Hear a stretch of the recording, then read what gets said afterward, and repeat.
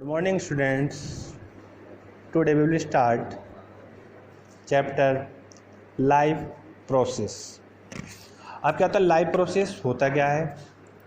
To maintain the life process and to prevent their damage and breakdown, energy is required. This energy is taken from the outside the body of organism in the form of food and is taken inside body by process commonly called nutrition. देखो life process में क्या, हमारे जो whole life process होता है उसमें different kinds हम work करते हैं. खाना खाते हैं, हम खाना क्यों खाते हैं, न्यूट्रिशन क्यों लेते हैं, एनर्जी के लिए लेते हैं. हम रेस्पिरेशन करते हैं, एक्सक्रीशन करते हैं. एक्सक्रीशन होता है कि वेस्ट प्रोडक्ट का रिलीज करना होता है. हम डिफरेंट काइंड्स के हमारी बॉडी में फंक्शन हो क्यों करते हैं, तो वही हमारा जो कंप्लीट प्रोसेस जो रहता है उसे हम कहते हैं लाइफ प्रोसेस. अब आता है लाइफ प्रोसेस में, देखो हमारा होता क्या है. लाइफ प्रोसेस में सबसे पहले हम न्यूट्रिशन लेते हैं. न्यूट्रिशन क्या होता है उसका हम डिस्कस करेंगे हम न्यूट्रिशन. एंड देन प्लांट्स में भी सेम रहता है, प्लांट भी न्यूट्रिशन लेते हैं, ब्रीथिंग करते हैं, रिप्रोडक्शन करते हैं, एंड देन रिलीज एक्सक्रीशन करते हैं, रिलीज द वेस्ट प्रोडक्ट. अब डायग्राम में शो किया गया है nutrition in human beings. Today only we will generally describe, not in brief. तो बात चल रही है हमारी न्यूट्रिशन की. In living organism the various chemical reactions use the carbon source and oxygen for energy generation. This energy generation process created by products that are only useless for the body cells but only even the harmful. These waste byproducts are removed from the body and discarded outside by a process called excretion. मतलब कि जितना भी waste products रहते हैं वो हमारी body का हम थ्रू टॉयलेट एंड यूरिन के थ्रू हमारी बॉडी से एलिमिनेट होते रहते हैं, उसको हम बोलते हैं एक्सक्रीशन. फर्स्ट ऑफ ऑल देखो इसमें क्या क्या रहता है. हमारा रहता है इसमें डाइजेशन होता है, रेस्पिरेशन होता है, एक्सक्रीशन होता है, रिप्रोडक्शन होता है. ये हमारा चैप्टर अलग है बट मैं आपको जस्ट डिफाइन कर रहा हूँ क्योंकि जो हमारी होल लाइफ साइकिल है, हम खाना क्यों खाते हैं, खाना हम कहाँ से मिलता है हमें. देखो ह्यूमन बींग्स जो होते हैं, humans depends on others for their food. मतलब कि हम खाने के लिए दूसरे पे डिपेंड रहते हैं, पेड़ पौधे पे डिपेंड रहते हैं.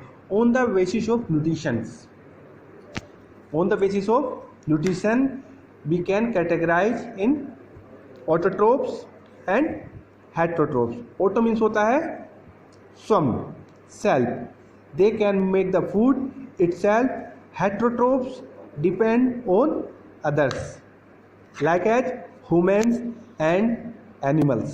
Autotrophs can make the food itself with the help of, in the presence of sunlight, chlorophyll, use the dioxide and water to make the carbohydrate and release the oxygen. That process is called photosynthesis.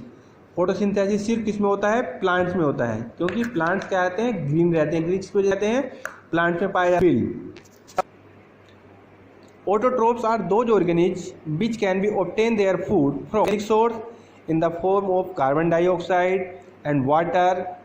Example में green plants and some bacteria. Green plant के साथ साथ कुछ bacteria ऐसे होते हैं, they can make the food itself. जैसे हम बोलते हैं ब्लू ग्रीन एल्गी बोलते हैं, साइनोबैक्टीरिया बोलते हैं. And then autotrophs use simple food material while heterotrophs utilise the complex substances for obtaining the energy. जो भी हेटरोट्रोप जो फूड लेते हैं वो क्या रहता है, कॉम्प्लेक्स रहता है.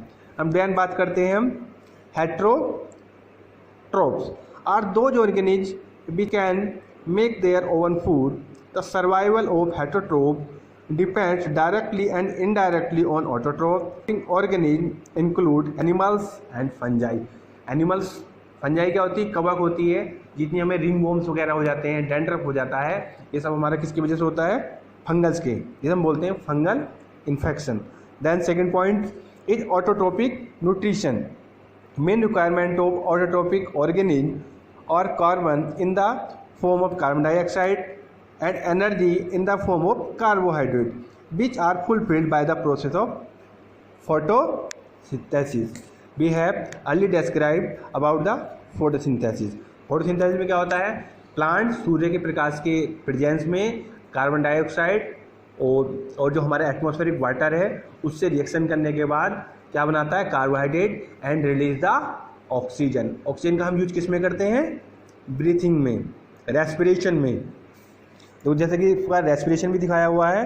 It is the process of acquiring oxygen from outside the body and to use it in the process break down of food sources for cellular needs.